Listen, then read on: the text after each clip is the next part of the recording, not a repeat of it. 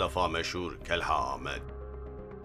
اوزیت و اشکنجهن کو نیارن خوده لمسلمانان دکن و کینگی بداوی ببین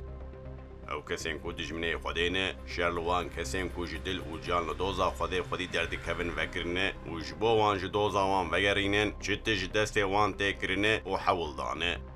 و حول دانا خوشی چند جاران دوباره کرنه و حول دانا خو آنگو مسلمانان جدوزا خوده و نگراندنه جارینان به تطبیق کرنا به تحریک و پرووکاسیونان جارینان وعد و تشویکان جارینان تهدید و ترساندنه جارینان جیبه ازیت و اشکنجه اندوماندنه حتی کو دعوتوان آنگو مسلمان ترکا دوزا خو نکن و انتصاب و باوریا وانا باطل نکه و پیشگیری ندوی فکرا باطل و اف ازیت و اشکنجه این کافران مداوی نبین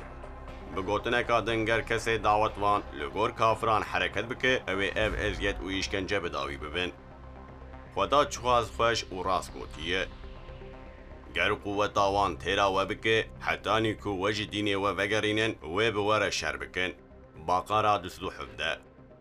گر هم بکوین ناف دستو لپیوان او ببن دجمنه و او دست خو و زمان خو بخرابی دریشی و بکن جی خود خوازن که هم ببن کافر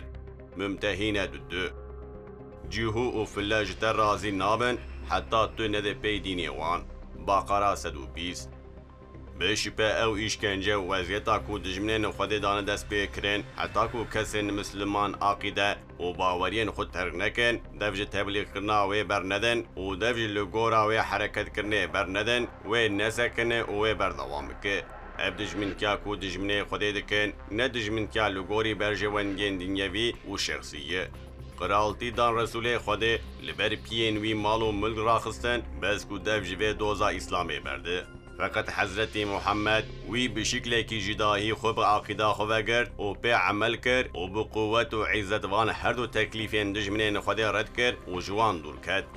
گر وان تشتان نکربانا انگو جوان دور نکتبانا دبکو او یک ببا صدما ویا حلاک بونه دبه اف گوتنا رسول خود آکو جاپی خو ابو طالب را گوتیه تجار نیجی بیر کرن آپی من از سر ناوی خودی صندوقم کو اگر تو با از ترکاوی وظیفه خویا الهی بکم تاوی بخد دست منه راسته هیوی جی بخد دست منه چپه از دیسا جی وان گوتنین کو او گوتنا ناینم بجی و لگور وان حرکت ناکم آن اوی اف دوز بمشه آن جی از دوی اغریده بمرم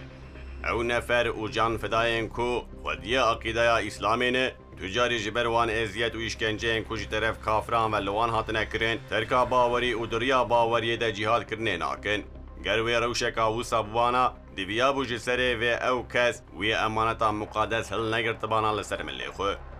خدا متوکا بک جوان کسین کو مسلمانین کو خودید که لدوزا خودی دکن و دوغرا و دوزه ده جان خو بو رضا خودی فدا دکن